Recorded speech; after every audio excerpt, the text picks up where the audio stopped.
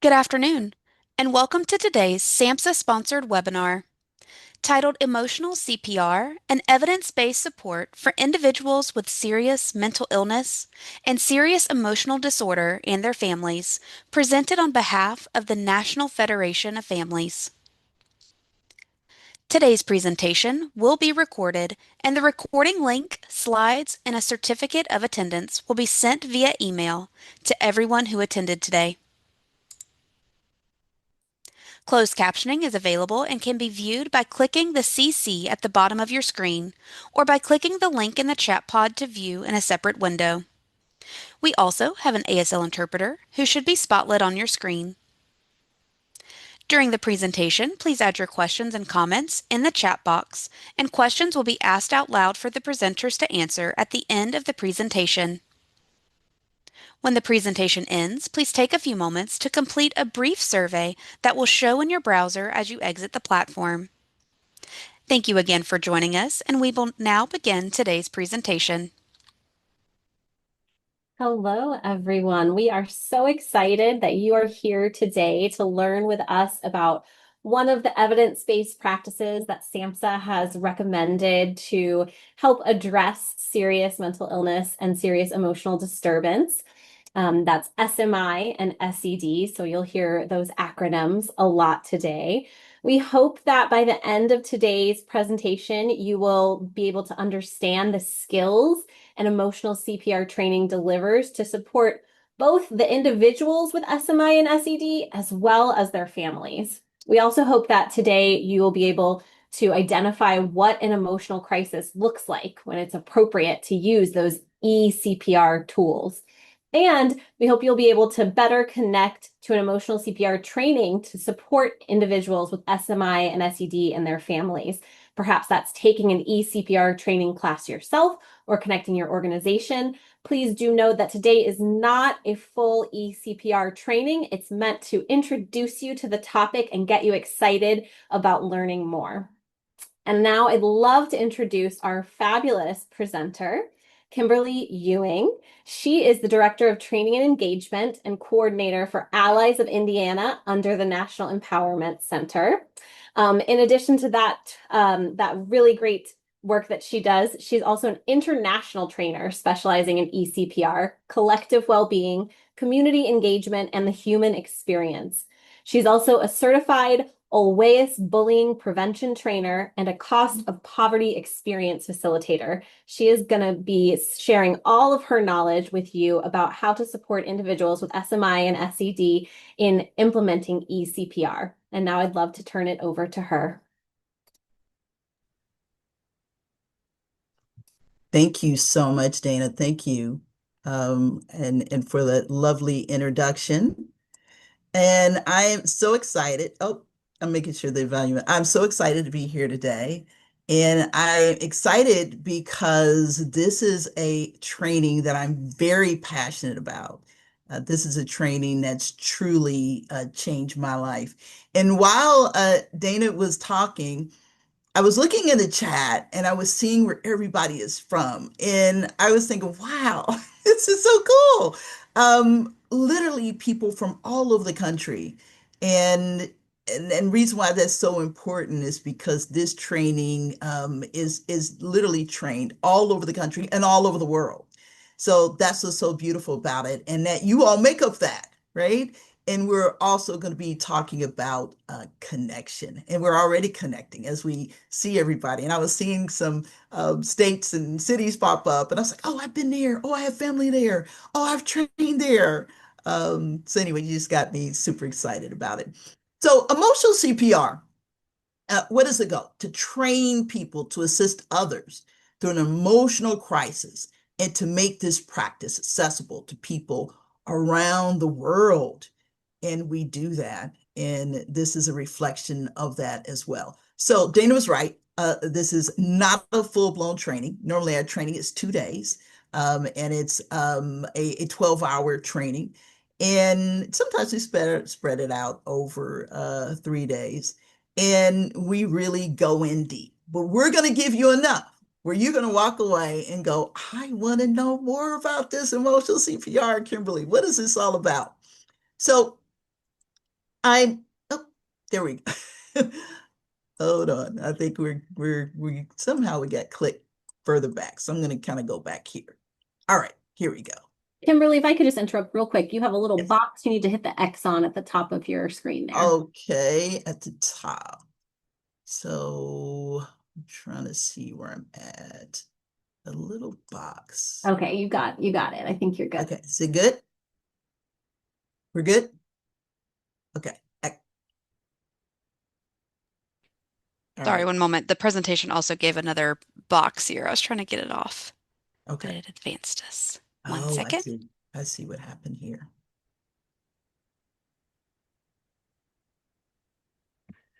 Is that Okay, back to okay? you. We're good? Excellent. Alrighty, so I'm just trying to make sure we're where we are. So what we're going to do in really learning about emotional CPR is so important to think about the universal empathy, right? Because we just shared we're from all over the country, and this training is done all over the world. And so it's super important to be able to start where that person is. That's so huge, because I want to make sure that I see you, you see me. And I speak as far as a person with lived experience as well. And so it's so important just to be seen. The next thing is so important is being respectful of one's experience. Because we have no idea of one's experience. We know about ours. But what does ours look like? Which is so different, right? For some people, it's okay to shake hands. Matter of fact, they're coming in to shake. For some people, that's not well how they connect. For some people, they're okay with a big hug.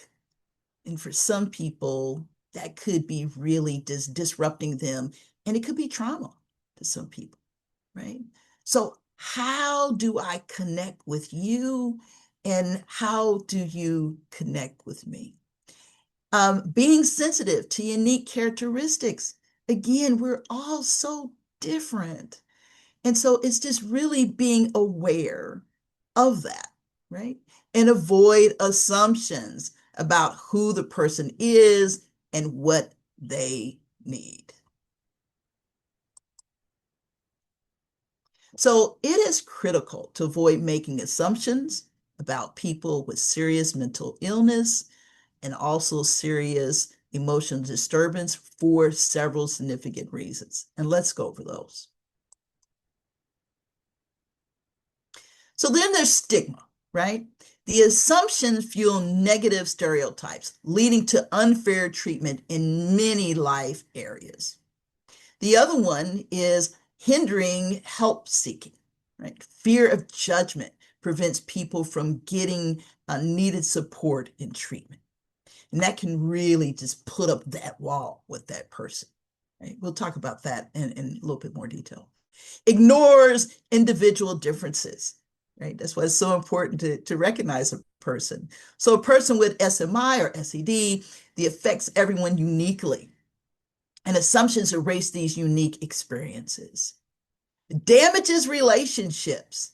Assumptions lead to isolation and a lack of crucial social support. And then there's barriers to recovery. These negative assumptions can undermine hope and belief in improvement. Ineffective interaction, preconceived notions prevent genuine understanding and support, and reinforces negative self-perception. And that's that internalized stigma, and that helps self-esteem and well-being.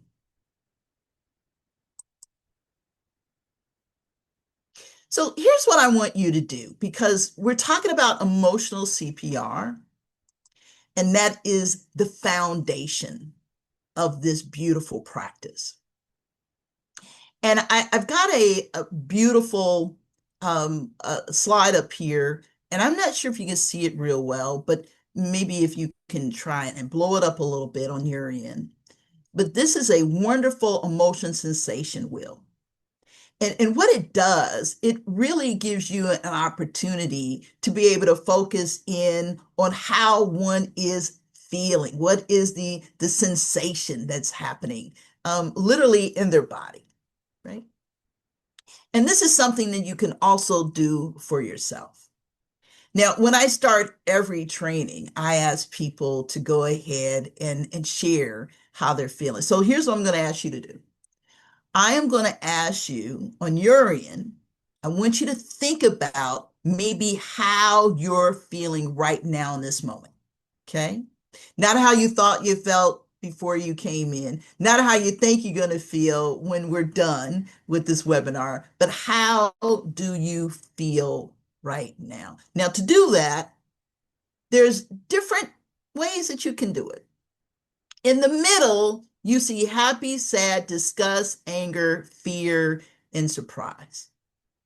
Now, what I'm going to ask you to do is I'm going to ask you not to really pay attention to that too much. Um, and I'll tell you why in a little bit. So usually people think about emotions to be three, right? Happy, sad, and man, I'm mad, right?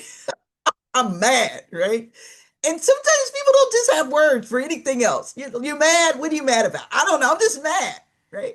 Without really digging into what that means. So I'm going to ask you to focus in on maybe 2 to 3 sensations that you might be having right now.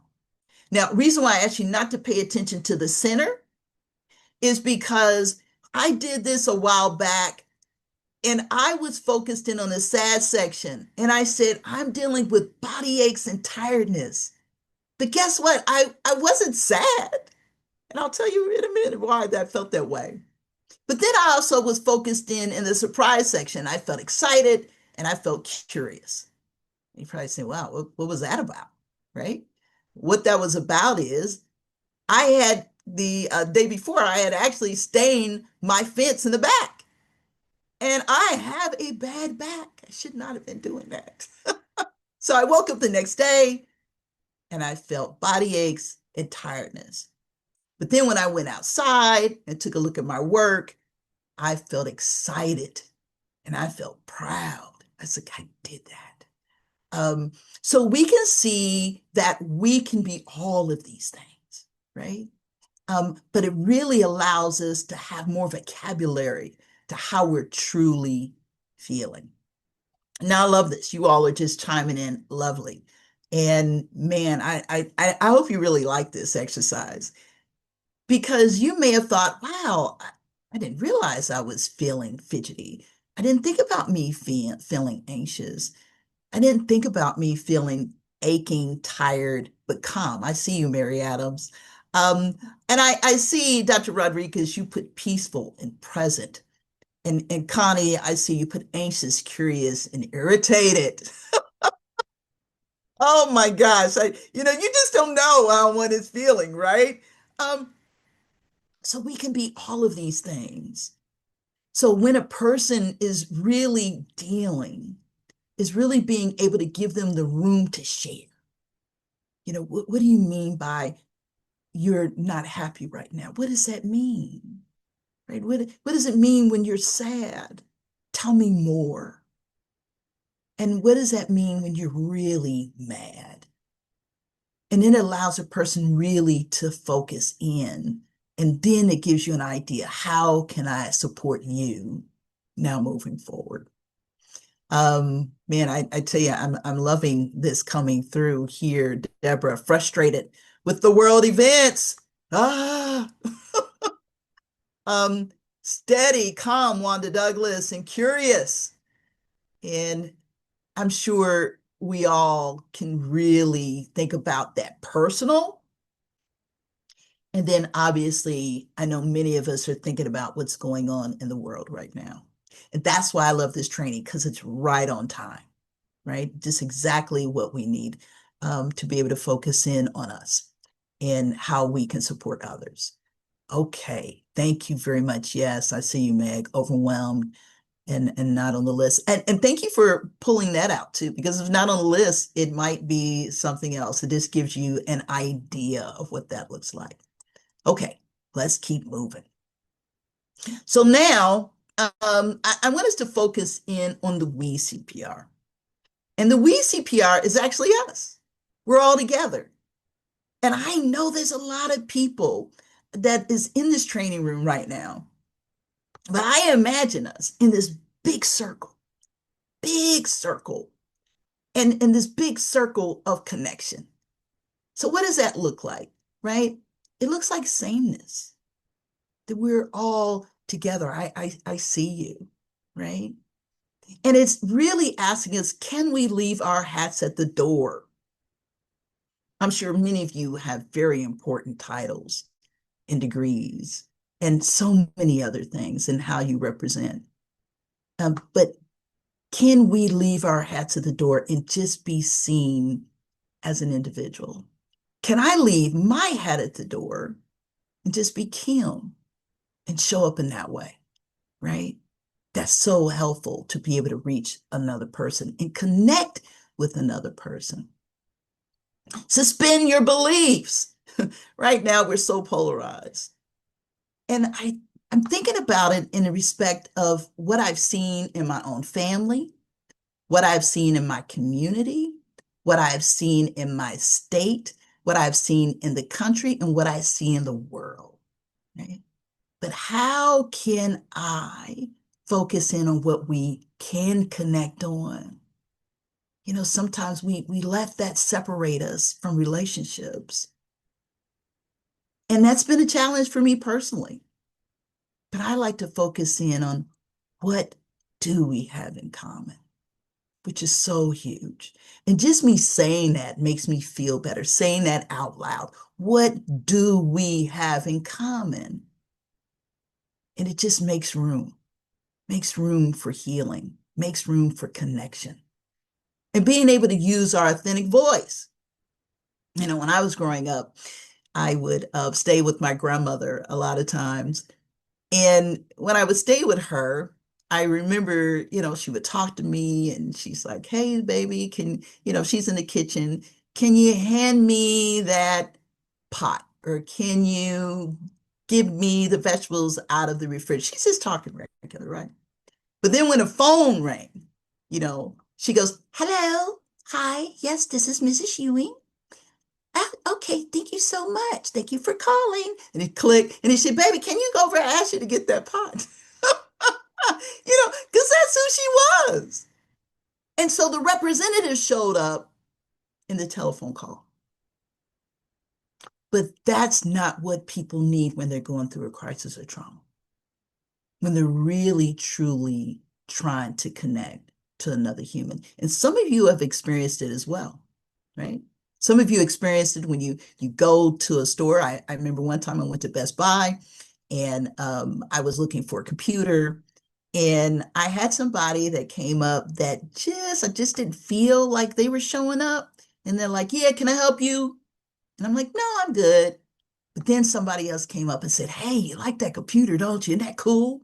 Like, yeah, man, would you like to learn more about it? I sure would, right? We made a connection, that human connection. So being able to use our authentic voice is so huge. So what are 9 statements from our 7 intention? I connect through feelings first, and that's what I asked you to do. And many of you were able to share that. And a lot of people participated, like, oh my God, I feel that way. Absolutely. Now we're connecting through feelings first. You and I are equally human. I see you. You matter. There is no big I, there's no little I to see your humanity. I'm listening with my heart. I'm sharing how I feel now. I'm in the present moment with you. Sometimes that's hard, especially when we're doing stuff like, virtual, right? It's kind of hard. We got so much going on. And then while we're doing it, we may say, well, I could clean up while I'm listening to Kim, or you know what? While I'm listening to Kim, I can, finish up this report. I can do some things. Um, but sometimes that doesn't allow us to really focus and be present. I am with you, not doing for you. This is real huge, right? I'm going to ask you all this. If you want to put in the chat, that's fine. How many fixers do we have in this webinar? Go ahead, put it in there. Just proudly go, I'm the fixer, Kim. Go ahead, just share it. Yeah, there we go. Come on. There you go. There's my people. Right?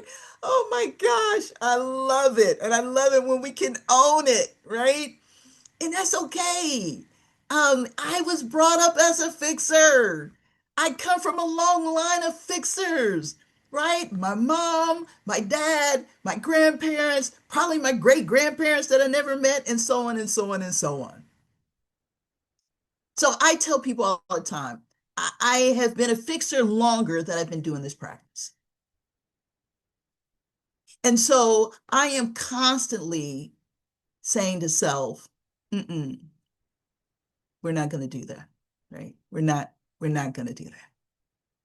And I'll be honest, I wish I could go back to my younger years and tell that young version of Kim, you don't have to do that.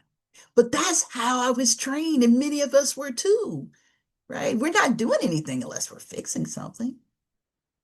But I was learning that was taking away people's power. And it's so beautiful now to be set free from that. And anytime I'm about to fix, I feel that urge, I say, no, no, no, you're good. You're better. I will be honest with you though. It is harder to do this with family. It's so hard because we have too much information about them. The next one is we explore the unknown together. Listen, I tell people all the time, I don't have the answer, but together we can figure this out, right? And we have the power to heal within us. And most importantly, we are creating new life now. Okay. So I want to get into this because I just think this is so important, right? How many of you know the physical CPR? How many know it? How many know it? Yes. The physical, yep, there you go. Yes, the physical CPR. Yeah, absolutely. Right? Thank you. And you know what? Look at that. Look at that. All these people. Look at that. Right? So these are the people, if anything should happen, you want to be around. Right? You go out to dinner, something happens, you're on a plane, something happens. I've seen it. I've seen people in action when they're doing this. I've seen it with my own family.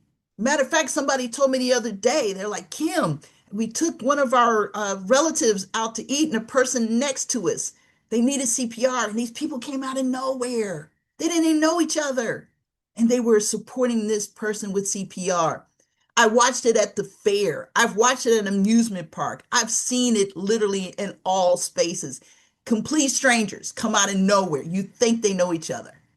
And next thing you know, they're there to support that person. I even see it at the end where they high-five each other and they're like, yes. And then they, shoot, they're gone. They're like these superheroes. Like, who are you? Right? So we all know that. But why we are in this training, we have people right now in spaces, in places that are going through a crisis or a trauma, and people are just walking right by because they don't know what to say. They don't know what to share. And I don't think it's because people are bad people at all, right? I think it's because they just don't know the practice. Because when you truly know the practice, then you feel more comfortable being able to support another person. And so I do a lot of traveling and doing this training. And sometimes I have the Uber driver to pick me up if I'm going to the airport. And one particular day, I had this young man pick me up. Sometimes I ask, how you doing? Sometimes I just want to rest, right? And I had this young man and I could tell he was sad. And And I said, how are you today? And he said, I'm really having a tough time.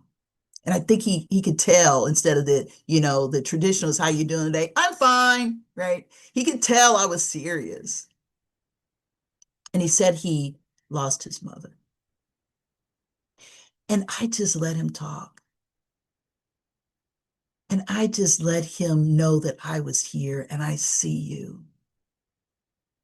And there was some other exchange that went on as well. By the time we got to the airport, he got out of the car and he said, ma'am, this is very unusual request I have of you. And I said, what is it? He said, can I get a hug? And I said, absolutely. Tears were just running down his face. But for that moment, he had just a little bit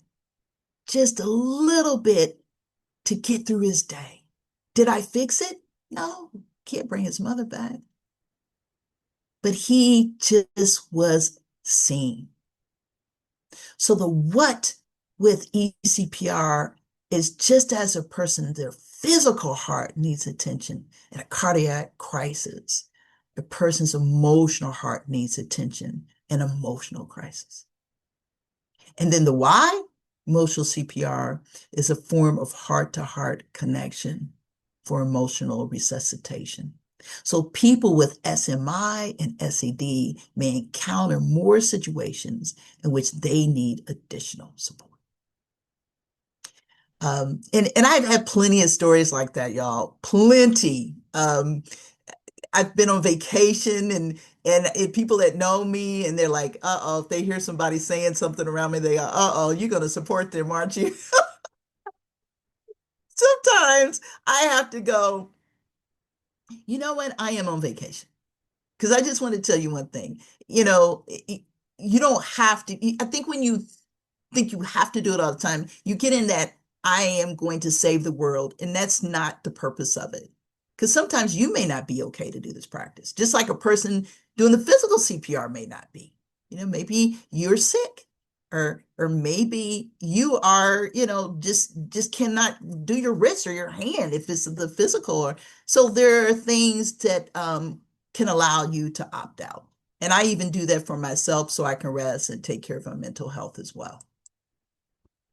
So the purpose of emotional CPR is to assist another person, including a person with SMI or SED, through emotional distress by connecting through feelings first, respecting each other as equally human, enabling us to be together without fixing, without judging, and imposing our beliefs, allowing us to explore the unknown together. In that present moment, releasing our power to create new voice, new purpose, and new hope. Isn't that beautiful?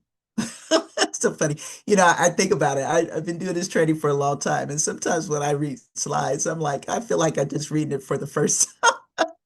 Um, but it just shows you how much I really genuinely love this. And I do many trainings, y'all. But I will tell you this, and this is truth because I don't have to share this. Out of all the trainings I do, this is my most favorite. And the reason why this is my most favorite is because it helps me in my personal, in my professional, even the other trainings I do, I'm a better trainer now. And I'm like, wow, who would have thought that? And I am a better partner. I'm a better family member. I'm a better friend. There's so many benefits to this. Now, I want to talk about trauma, and trauma can be a tough one, right? Because many of us have experience in this area, right? And many of us have gone through trauma, childhood trauma. And so let's take a dive into this. So the experiences that could cause trauma: physical abuse, sexual abuse. This is a short list, y'all, by the way. Okay, you may say, hold up, this is a short list. We're just giving an example for this. I want to be perfectly clear. Emotional abuse, witnessing violence, serious accidents or injury, childhood adversities, neglect, loss of a loved one, medical trauma, war, combat exposure, bullying, poverty, and houselessness. Now, for some of you, you may say, "Ooh, man, let me take a breather because I've been through maybe one, maybe two. Some of you may have experienced half of this." And sometimes I get people to say, "Kim, I'm that whole list." So here's what I'm going to ask you now to do. I'm going to ask you to take a peek at this slide. And I'm going to go back to the other in a minute. And I want you to think about maybe one of those traumas. I'll go back. Maybe one of those traumas that you say, "You know what, I'm in a better place as a result. I'm good. I can explore this." And I want you to think about one of those traumas where you can think about the emotions connected to it. Okay. And I'm going to give you an example. I'm going to go back, let everybody take a peek at it just for a minute. Because I did share with you that I also come with lived experience, which I'm sure many of you do as well. And I'm going to find one on here that I am okay exploring. I don't want you to go anywhere you're not wanting to, you don't want to do that. You don't want to open up anything. But you say, "I'm in a better place. I can explore this with this exercise." Okay. So find one that you're okay with. I found mine. And now what I'm going to do is I'm going to go back, going to go forward, should I say, to the emotions that could that could result in trauma. Okay. So I'm going to pick a few of these emotions. And I'm not going to tell you right now what that is, but I want you to think about, can you resonate with the emotions that I'm sharing? Okay, here we go. Anger, sadness, loneliness, hurt, depression.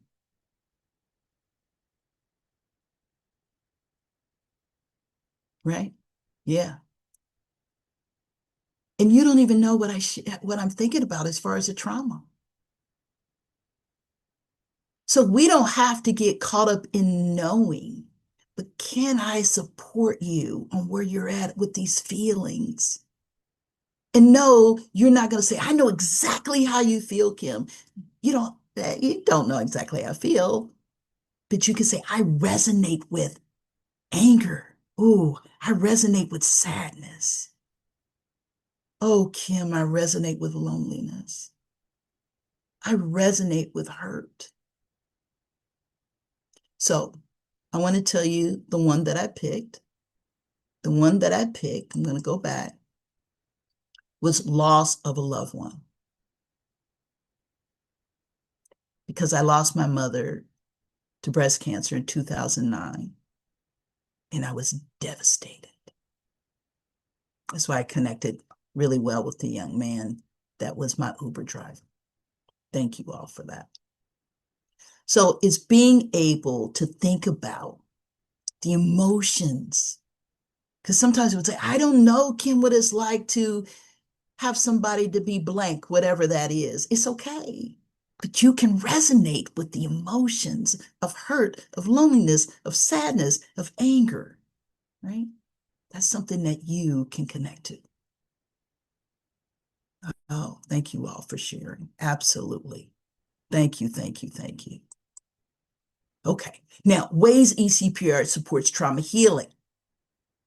I want you to look at the column that says dimensions. Okay, we're going to start with that.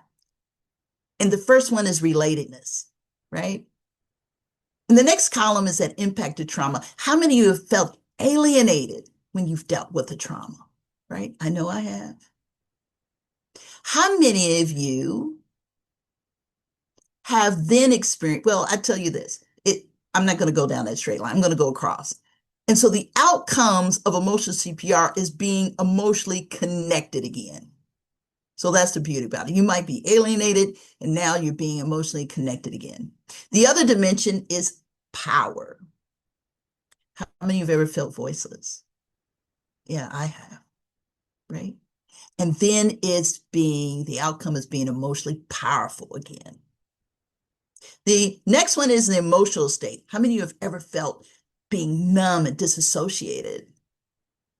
Well, emotional CPR, then that outcome is being emotionally revitalized. Yeah. So that's what that looks like with emotional CPR and supporting trauma healing. So this is one of my favorite slides. One of our founders, Dr. Dan Fisher, he had been hospitalized and he really, he just really had an experience that made him, when he came out, to say, you know what, I want to explain this to people. What does this look like? And so he made this drawing. And he said, you know what, I wanted people to see this is what I was feeling. And what do you think you might see with the person that's by themselves? Just look at the person that's by themselves. What do you see? Go ahead and put that in there in the chat. What do you see? Sadness, yeah. Broken heart, anger, confusion, absolutely sad, fear. Yes, alone. Yes, pain, broken heart, disconnected, loneliness, isolated, absolutely. All of that, right? And so I'm wondering how many of you have ever felt that? I know I have. I know I did when I lost my mom. And here's the thing, there were so many people that tried to support me, but a lot of them didn't know how to do that. A lot of them just didn't have the right words. And so for some people, it just pulled me away. But how many have ever had somebody to connect with you and never said a word? I've had people that came to my house when I was going through this, was a few relatives, and brought a meal and said, can I come in? And literally would just sit with me. And I see that, Tika, and silence, just sit with me. And I was being connected again. And then connection, it allowed me to go, wow, what did you bring me to eat? And now I'm feeling empowered. And maybe they gave me enough strength to go take a shower. And then maybe I was able to experience being revitalized. So now what you see with the two people, what are you seeing now? What do you see with these two people? What do you see with them? Restaurant connection, connected smiles, stronger support, absolutely connection. Oh, right. And you can't even tell who's who. You can't even tell. So now they're not trapped in a monologue. They are now in a heart-to-heart dialogue. And here's what happens when we're supporting other people. A lot of times that person is going through and we're supporting them, but we get something from it too. We're in a better place. And some of you are probably saying, man, I think I've done this with somebody. I've experienced emotional CPR. I think somebody did this with me. Because this is a new practice, y'all. This is very global. And this is something that many people have done beforehand. Indigenous people have, people from Africa, all over the world have practiced this beautiful practice, emotional CPR. We just didn't have words for it. And now we have words for it. We have just gone back to our humanity, right? Gone back to that heart to heart. All right, thank you for that. I appreciate it. So the three phases of emotional CPR practice is C, connect with compassion and concern to open up communication, especially heart to heart. P, we took a little liberty with that. Empower, I know, don't laugh. Empower to experience passion and purpose. And R, revitalize, increase energy, new life, creativity, hope, and interest in people. So again, I share with you about Dr. Dan Fisher, one of our founders, and he did a training in Singapore. And when he was doing this training, a few of them said, "Hey, do you know about Ting?" And he's like, "No, tell me about Ting." And they said, "Oh my gosh, you need to know about Ting. This is literally one character, which is a verb to stand for listen. If you think about our word for listen, it means what? To hear. That's it. To hear, right? And Ting is bigger than that. So I want you to check this out. So at the top where you see the ear, it means to hear. At the bottom, to honor. You're the most important person right now in front of me. And also on the other side, to be present. You know, sometimes we could be distracted by the world, and I want to be present, and then I want to see you, and I want to focus in on you, and then I want to feel with my heart. Isn't that beautiful? That's one character. It means to listen. And so many people say, wow, I love that, Kim. I've had some people that say, I'm going to get a tattoo. Some people even get pillows or, you know, or just have it in their office or in their home. It's a beautiful, beautiful symbol. Okay, so let's kind of review again. So connecting, I connect through feelings first. Okay, that's it. I feel your presence. I stay with you, sharing my feelings of being with you. Empowering. I might notice I feel uncomfortable experiencing the other person's distress and will want to judge them or fix them to relieve my discomfort. I catch people doing this when we do the training in person, right? A person will start crying and we're doing it in person, and all of a sudden they're looking around the room. Where's a tissue box? Where's a tissue box? Like, what are you doing? Right? No, they need a tissue. I said, do you think they really need a tissue? Or do you want them to have a tissue? They say, yes, I want them to have a tissue. You know, and certain people just want to cry. It's a cleansing thing. They just want to get it out. They don't want to stop it, right? And we actually put tissue in the middle of the circle when we do this training so they can get it if they want it. I might share in my own words, I'm not here to fix you or judge you, but to be together with you.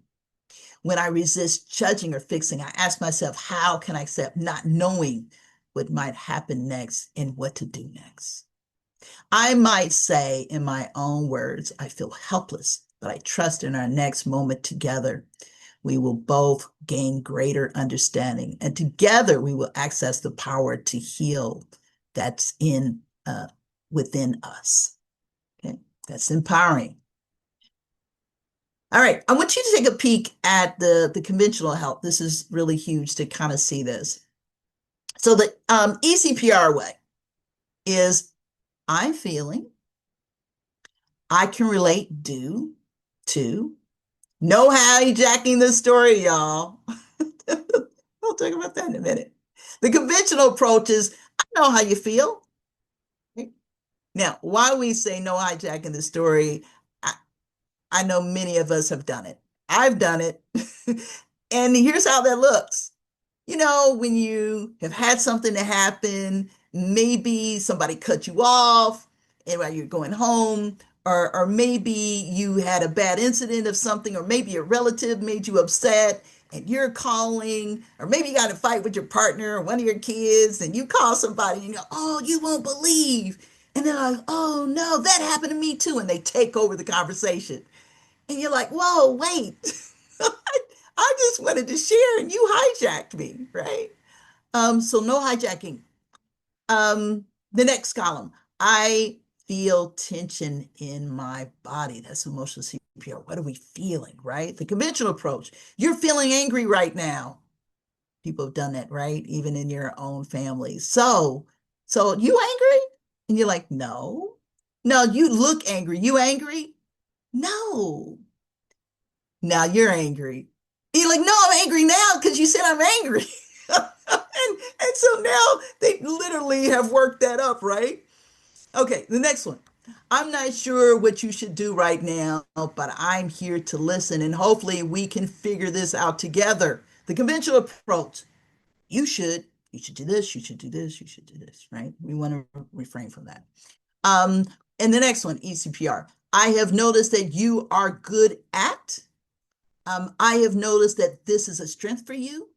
And the conventional approach is, have you ever tried before? Right? So now we're trying to say, have you done this? Have you done that? And sometimes people say, I just want you to listen. Can you just listen? I don't want you to fix. That's all I want you to do. Right? And then, of course, I've noticed that this is a strength for you. The conventional approach is have to, must, never, always. So some really good tips for you before you go. And thank you all for commenting. I'm seeing the great comments on the side. Okay, so sometimes this can be a really hard slide. Suicide prevention and emotional CPR. So how do they go together, right? Well, emotional CPR can support someone with suicide ideation. They can support someone that are using strong words to make you think something different. And they can support someone that truly has a plan.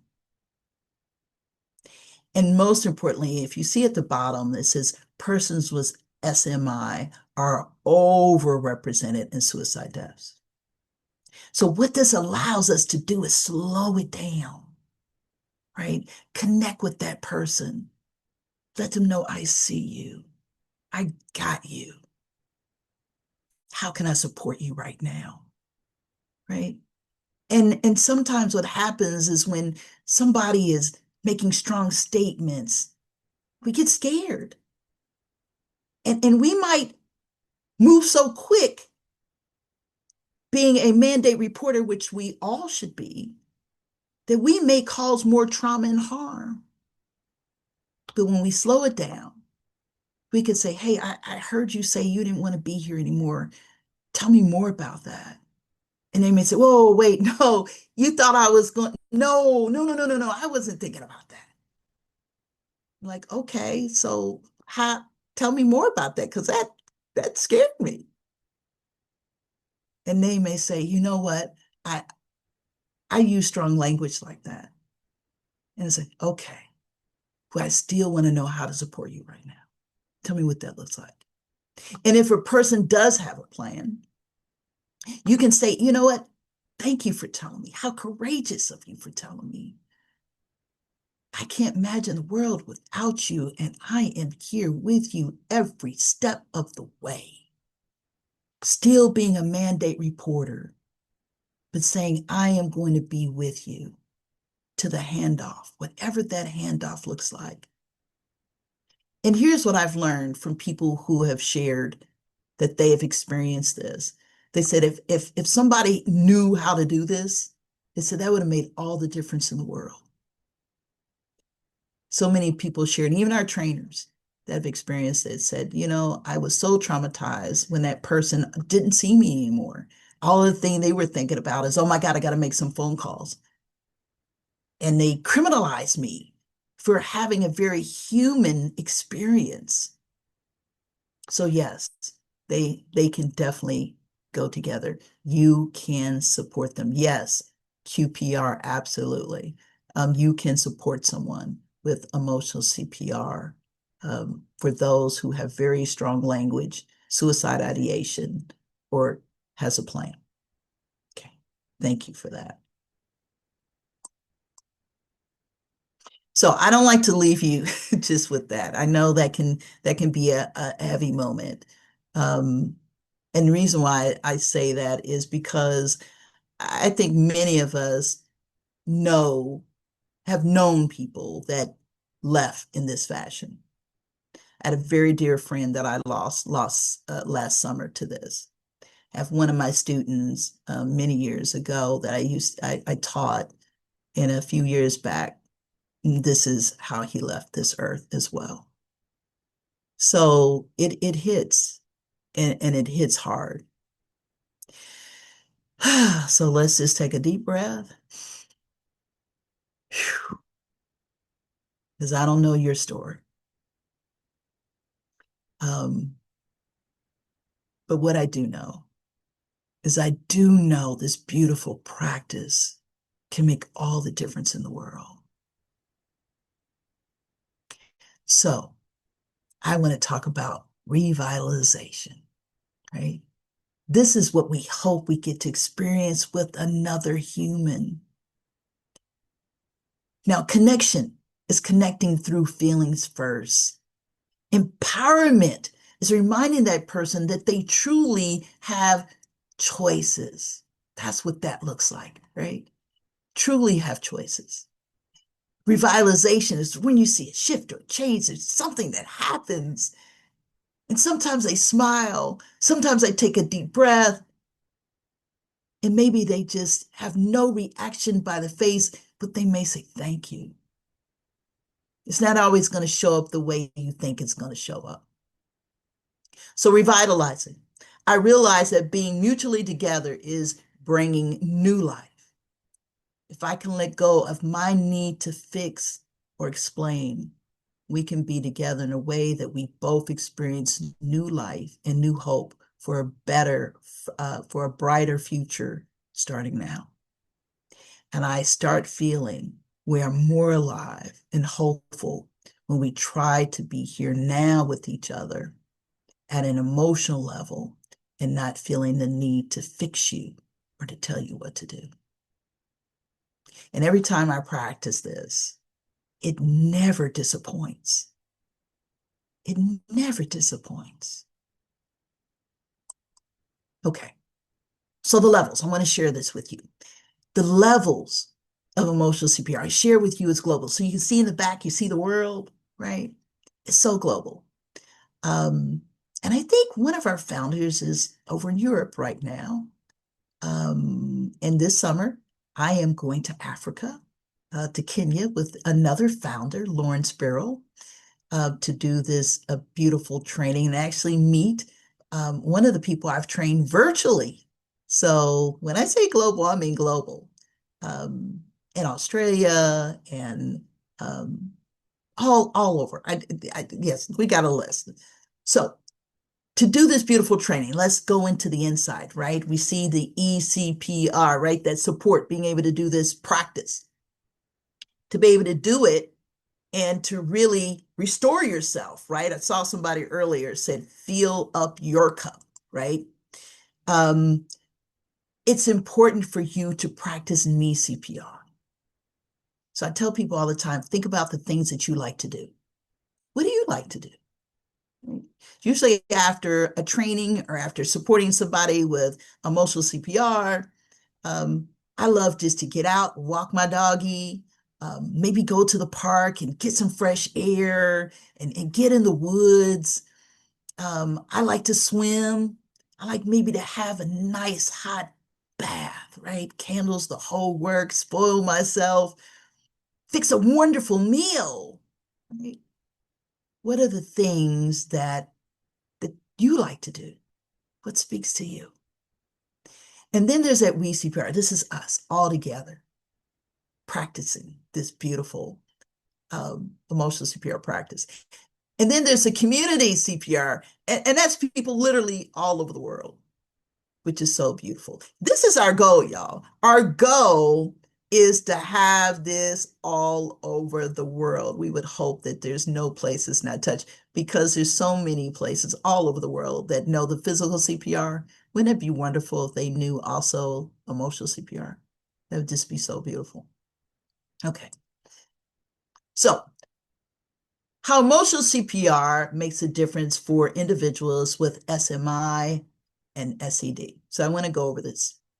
Migrates isolation and despair. Emotional CPR builds real connections, elevating loneliness, right? Enhances coping and self-soothing, It provides practical tools for managing emotions in crisis, fosters safety and trust, and that's empathy and non-judgment, create a secure environment for healing. Encouraging recovery and resilience, of course, focusing on strength, instills hope and promotes well-being, and reduces need for crisis intervention. Early emotional regulation can prevent escalation and intensive support needs. For families and caregivers, it boosts understanding and compassion, provides insight into loved one's feelings, enhances communication, promotes open and supportive dialogue, which is so important, right? Just that communication can open it up. Lowers caregiver stress. And what do they say about the caregiver, right? Caregivers, they take a hit. So this offers strategies that improve family well-being. And I'm not sure if any of you, I'm sure many of you have probably heard of the body keeps the score. Yeah, it shows up in basically in all the work that we do, right? And so being able to take care of yourself is so huge, be able to lower that stress level. Builds family connection, strengthens resilient relationships through better understanding. And that's just beautiful to be able to do in families. And gives hope, suggests practical ways to support loved ones in recovery. So key takeaways. The key takeaway is emotional CPR offers a powerful person-centered approach that fosters connection, builds resilience, and promotes well-being for individuals with SMI, SED, and their families, creating a more supportive and understanding environment for all. So I want to also give you an additional takeaway because this isn't the full training. I know that. I want to challenge you all. We're going to start today. The next time someone shares with you and is going through a crisis or a trauma, and maybe it's just with a loved one so you can practice, somebody that you know you're going to see this evening, or maybe you're going to go to the next meeting and something happens, right? Maybe you go to the grocery store and you see somebody that's really needing support. I want you to just think about connecting with that person. That's it. Just listen. That's it. Right? And now, if you're at home with family members, they're probably like, okay, what's wrong with you? You always have something. You can say, hey, listen, this lady gave me an exercise and I want to do it, right? Just being able to listen makes all the difference in the world instead of going into fixed mode. That brings that connection through feelings first. So they may say, I had a hard day at work today. It's like, oh, man, whew, I felt that. Tell me more. What happened today? And they're like, oh, this happened and that person was responsible for that report and they didn't do it and made me look crazy and And so now you're like, oh, wow, I feel that. I so feel that. Now, if some of you are saying, I need a little bit more stretch on that exercise, then you can say, man, you know what? Tell me how I can support you right now in this moment. Tell me how I can support you. Now, they may say, you know what? Just by you listening, that made all the difference in the world. You just listened. And now we're going into empowerment because they're letting you know you listen to me. That's all I need. Right? And you may say, wow, I'm so glad I could just listen to you. They're like, yeah, I don't need to be fixed. I just needed to be listened to. And then you may say for revitalization, you may say, how do you feel now? And if it's a family member, they're probably going to go, wow, I really feel good because you always have a comeback. And you just really listen to me. I feel better, so much better. And guess what? You may say, but I didn't do anything, Kim. Yes, you did. You allowed yourself to connect with that person. You allowed yourself to experience empowerment with that person. And you allowed yourself to experience revitalization with that person. You did everything. So that's your assignment. I'm going to give you one more. I want you to think about something that you can just do for yourself today, self-care. What is that? Because we need to practice that more often, right? What can you do? Be intentional about that. What can you do for self? Because guess what? I know that your work is not easy. I know that life right now cannot be kind for so many of us. So being able to take care of self is so huge. Alrighty. Thank you so much. I appreciate you all. And I hope you have fun with that assignment. Thank you so much, Kimberly. This has been so powerful. I don't know when I've been on a training that has more than 300 people who have been so engaged throughout. It was just really wonderful. Please stick around. We have a chance for Kimberly to answer your questions. We got some great questions in the chat, but there's still time to add to the chat. So please do that. And we'll just kick it off with a few kind of technical questions first. How long has eCPR been in existence? Oh, wow. Depends on who you ask. My understanding, it goes back to the conversation of 2008. But I think we got things up and going around 2009. And it started from there. Yeah, that's a great question. Great. And how long is the full formal training? So the formal training to get your certification is 2 days. And it's 6 hours. So tomorrow we have a training that's actually, we've got a waiting list for this. It got so big we had to bring in another a trainer, should I say. But it's 9 to 4 p.m. Eastern time. We give an hour break for lunch.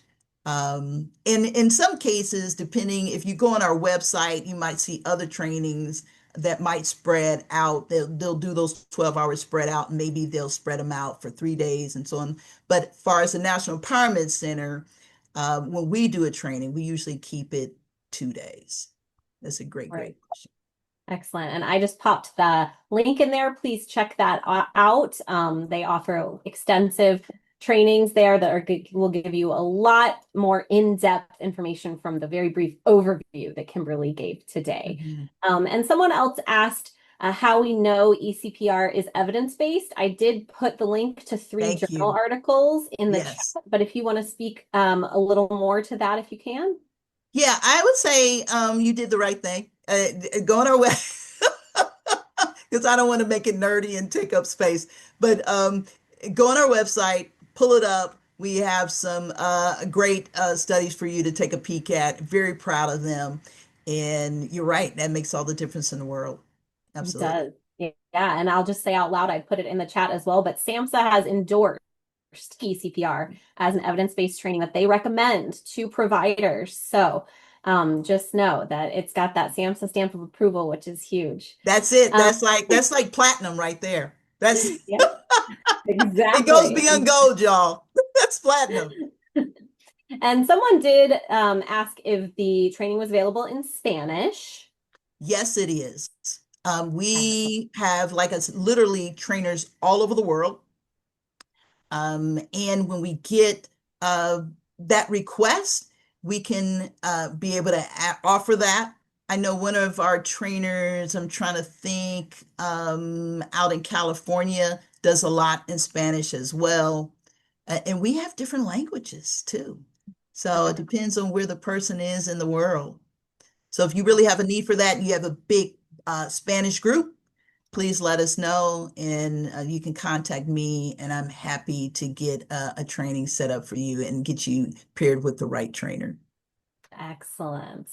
Okay, so we had a couple of questions in the same vein asking about Mhm. how eCPR compares to different types of trainings that are somewhat similar. So, can you speak to how it compares to mental health first aid? Ah, that's a good one. Okay. I like to describe it like this. Okay. I want you to imagine that mental health first aid is your brain.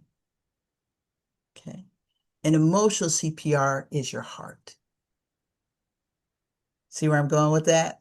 So when you're learning mental health first aid, we're really just learning about terms. We're really learning all the how we can see it, how we can diagnose it, learning all that good stuff. Emotional CPR, we're not doing that. We're just connecting heart to heart. Now, some people say, well, you know what? Are you picking one over the other? And I tell them, when we are looking at somebody that's going through a crisis or trauma, we're probably not using mental health first aid to connect with them. But is it valuable to be able to have that as well? Absolutely. So I see that mental health first aid and emotional CPR can be a complement just like our brain and like our heart. We need both of those, right? So some of you that said, hey, you know what? I've taken mental health first aid. I'm interested in doing that. Um, Many people say, man, this is wonderful. And I've had people, I have some trainers that actually took mental health first aid and actually are now emotional CPR trainers. So I never bash because I see the complement in these where they can make a difference. But you will not use mental health first aid when you're trying to support someone that's going through a crisis or trauma. Mm. You're gonna use this. Yeah, yeah.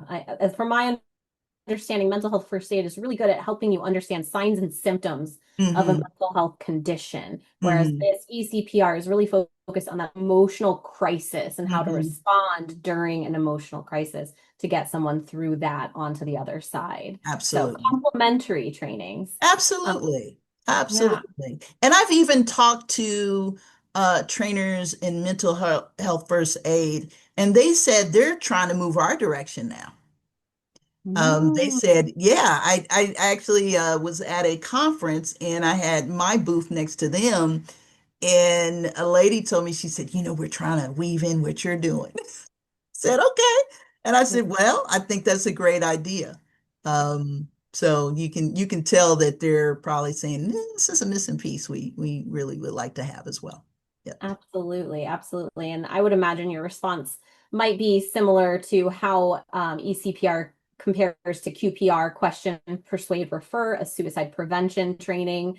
They're very Absolutely. complementary, but just slightly different foci. Absolutely, because that's strictly focused in on suicide, right? And Yeah, and we're not doing that with emotional CPR. We're just letting people know that yes, you can support someone with this as well. Yeah. absolutely. And one more similarity difference question. How is eCPR similar or different from peer support? Hmm. Well, I think with peer support, because we train a lot of peers and we're extremely active in Columbus, Ohio, with the Peer Center. We have been training, doing peers literally all over the state of Ohio. I can't begin to tell you how many peers I've trained. And I would say the difference is that we're giving them a practice Mm, that allows them to be able to focus in on being a better peer.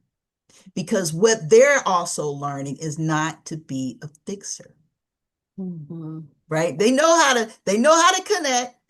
They can mhm, be able to go, wow, I've experienced that. But I have majority of my peers will tell me, Kim, I really got to work on not being a fixer. They said, mm. because I'm a bad fixer. But they love it. Afterwards, they're like, man, that was so helpful. That Absolutely. really, and I'm going to tell you this, it gives you freedom. Freedom. You don't have to carry that weight of fixing because it's not something you should carry anyway. It belongs to them. Now you can just focus in on support. So it's a win-win. You don't have to take that home with you. You don't have to sit up here and lose sleep over it. And that person then doesn't have to feel like, man, why are you taking this power away from me? And Hmm. once you practice this, you won't go back. You might slip up every now and then, but you don't want to go back because you'll see the beautiful results of it. Yeah, absolutely. From where I sit, peer support is a workforce that provides a service, and eCPR is a practice, like you said, that can be in their toolbox of Hmm. peers and family peers. And it's also a philosophy that they can Absolutely. implement. And from the world of family peer support, where the National Federation of Families comes from, I see a lot of overlap between some of the tenets that you spoke about and some of the things that are included within our core competencies as well. So they Hmm. definitely are complementary once again. eCPR Hmm. seems to be a really great thing to do in addition to some of these other best practices that we know about. Absolutely. And that's the reason why we call it more of a practice, because once you start doing it, you just are it, Yeah. right? You're just it. And Yeah. and so when you see it as far as a toolbox, you might then, I'll give you an example. Let's say you're trying to fix something in your house, right? And you'll go and say, oh man, I need a screwdriver. So you go get the screwdriver. And then you may put it away and you use it. You may say, man, now I need a hammer. I need to go get the hammer, right? Emotional CPR says, I'm all of that. I'm going to carry it with me. I got my whole tool belt on me, right? I'm not putting it away. I don't know what you're going to throw, but I'm ready, right? And so that's why we call it a practice. And we also, in our book, we call it a dance, right? I Mm, want to move with you. Where are you going? How do we do this together? I am not just going to put you in a box and yeah. allow you to follow me. I want to follow you. Hmm. Yeah. Great. Do you have any practical tips that you would give in order not to hijack one's experience? We have a lot of Mm, fixers here. I get it. You know, um, I would say if you once you're aware of it, just be aware of it. You will catch yourself, because once I started to be aware that I was hijacking, then I then would pause and shift the conversation right back to them. So the example could be, um, man, I had a flat tire on my way home, right? And so the person is sharing with you how they had a flat tire and it was hot outside, which is hot outside right now. And they were frustrated. And then immediately you go in, oh my God, I remember that happened to me. And then you may want to take over, right? Then you're like, listen to that. And then you could say, oh, wow, but tell me more about you. So you don't have to sit up here and feel bad. Give yourself grace. You Hmm. can shift it. Hmm. Another way to be able to do this, to be able to connect, is to say, wow, so you had a flat tire. I remember when I had that as well, but tell me more about your experience. So now you just tapped it a little bit so they know. They Hmm. might feel more connected to you as a result, Hmm. and then they can proceed with their conversation. Now, I will tell you this. Some people might want you to go into more detail, depending on what it is, because it gives them a break. Hmm. So let's say they go, Kim, tell me more about that flat tire, right? Maybe they're tired, maybe they're exhausted. They just want to shift the conversation. And you may say, I'll tell you a little bit, but I'm not going to go in detail because I want to know how to support you, right? Because you may think, am I hijacking? Am I going to just tell them no? Right? But if they ask you, that's different. Yeah. Yeah. Absolutely. I love that. I love that you are giving us some like sentence starters and some really concrete examples because it's really hard to find that balance between Mhm. oversharing and not quite sharing enough. So that's a really great example. Absolutely. And I don't want you to be a robot, be a Yeah. human. right? Hmm. Be a human. If you sit up here and find yourself that you went too far, say it out loud. You can say, you know what? I feel like I am back. I hijacked your story. And I Exactly. I hope you forgive me. Tell me more about what's going on. And people Yeah, appreciate your honesty. They'll be like, absolutely. oh, I'm glad you caught yourself because I was thinking you hijacking me, Kim. Yeah, just that acknowledgement can be so Absolutely. powerful. Absolutely. So can you be a mandated reporter and report as well as giving the individual the support they need and also turn kind of asking them to call 988? Absolutely. Because we don't want to take that piece away. That piece is huge. That's important. What we're doing is bringing our humanity back. We don't want it to be a cold experience. We are inviting them, let's do this together, Mhm. right? I'm here. I got you. I see you. Thank you for telling me you are courageous, what you just did. And so now we need to do these next steps together, right? And Yeah. and I'll be honest, I had nobody to tell me no, right? I haven't. And it's because I see their humanity. I'm not making it cold. I'm not stepping out the room real quick and say, oh, I'm sorry, I'll be back. And then I'm going off to make phone calls and then bringing people in. They're like, whoa, what has happened here, right? Yeah. When we do it together, then a person says, you see me, Yeah. right? Mm. Yeah. Yeah, we're not taking their power away neither. Right. Absolutely. We have someone in the audience who works with a community action agency that primarily works with low-income individuals. In the past, they've provided training on trauma-informed care, and they wondered if this training would be helpful for individuals who work more in a case management intake role instead of a full counselor role. This training is open for all humans. We have trained every group you can imagine. So this is not just for one particular group. The requirement is number one, to be a human, because everybody needs this beautiful practice. Now, what we will do is we will customize it to meet the needs of the group. So we're focused in on that particular organization, right? So hopefully that helps. Ha! Wait, why am I talking?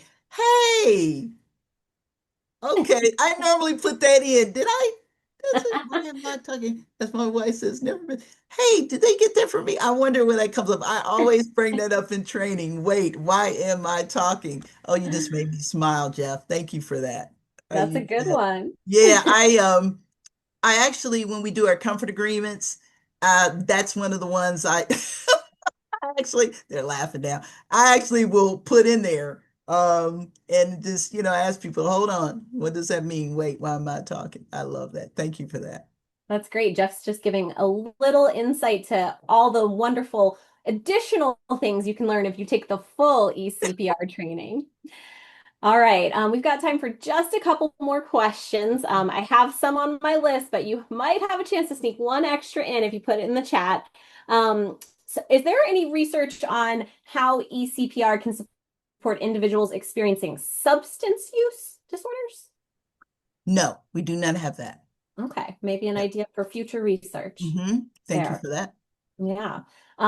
Then thinking back to that conventional help slide, does the full EPR training teach any specific questions or sentence starters that can elicit the more eCPR responses rather than those conventional fixing responses? Explain it to me a little bit more.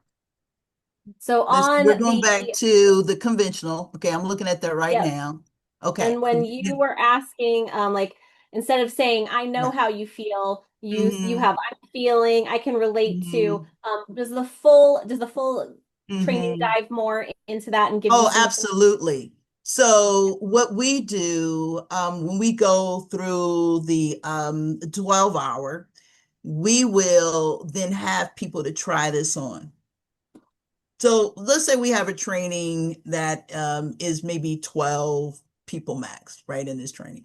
We'll provide two trainers and we'll go through all of these slides. We'll go into great detail And then what we'll do is we'll break up in two groups. And in these two groups, we'll do what we call a real play. So a person is actually trying on connection. They're actually trying on empowerment. They're actually trying on revitalization. And it gives them the opportunity just to, if they say, hey, this is great, or I might get into fixing or whatever the case may be. There's no judgment.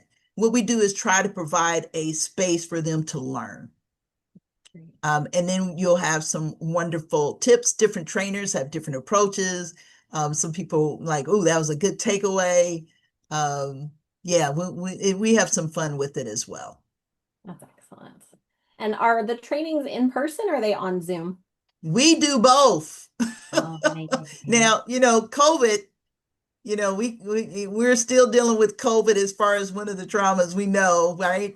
But here's the thing, COVID also was a blessing to us. It allowed everybody, the world, to pivot. How can we bring these beautiful practices to people all over the world? So for that, I feel so grateful because we would have never done this training like this. Maybe we would have, but I know some of us are probably like, when would we have gotten here? Right? Mm-hmm. Right? Now we're doing meetings online. We are doing this webinar online. All of you are all over the country. So when the world opened back up, a lot of people said, you know what? I like the option. So tomorrow we'll have a virtual training of people all over the country. And then the next month, I'll be flying somewhere to do it in person because some people still love in person. What we've learned is that this can be powerful no matter what. Is it going to be different? Absolutely. Is an in-person meeting different from a virtual? Yes. Do we still connect? Absolutely. Do we still get work done? We sure do. Right? So I like that we have those options.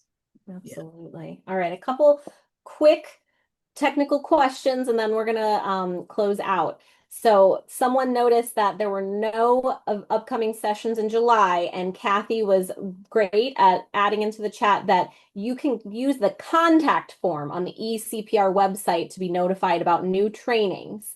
So everybody just make sure you've inspired so many people, Kimberly, to seek out these trainings and they want to do it right now. So everybody make sure to go to the eCPR website if you are looking for trainings.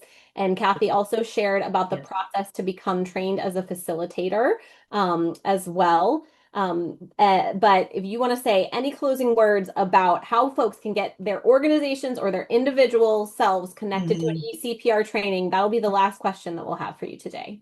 Okay, you have plenty of options. One is take a peek. If you're looking just for an individual, say it's just you, and you're like, you know what, I just want to be trained. You can go to our website, keep up with that.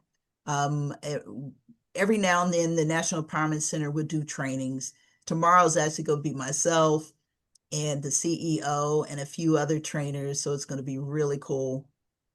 But we put those on maybe 2 or 3 times a year, but we're getting a lot of requests now for the NEC to put these on. So we might get more of these out here. Now, if you're saying, Kimberly, I want to bring this to my organization just for us, then you can go to our website. Somebody said they try to put something through. I don't know if that went through. Okay, you've got the right one. There's the right contact. So you can put that through. It's going to immediately go to me and say, hey, I'm interested in doing an in-person training or virtual training for my people. And then I'll end up meeting with you personally by Zoom. And we'll talk about dates and what that looks like. I'll send you a price sheet and everything that you need for that. Okay. And if you have the slides already, you will find my contact information in there and you can contact me personally now. If you don't want to go through that, you can go VIP. Skip all of that. Just come talk to me.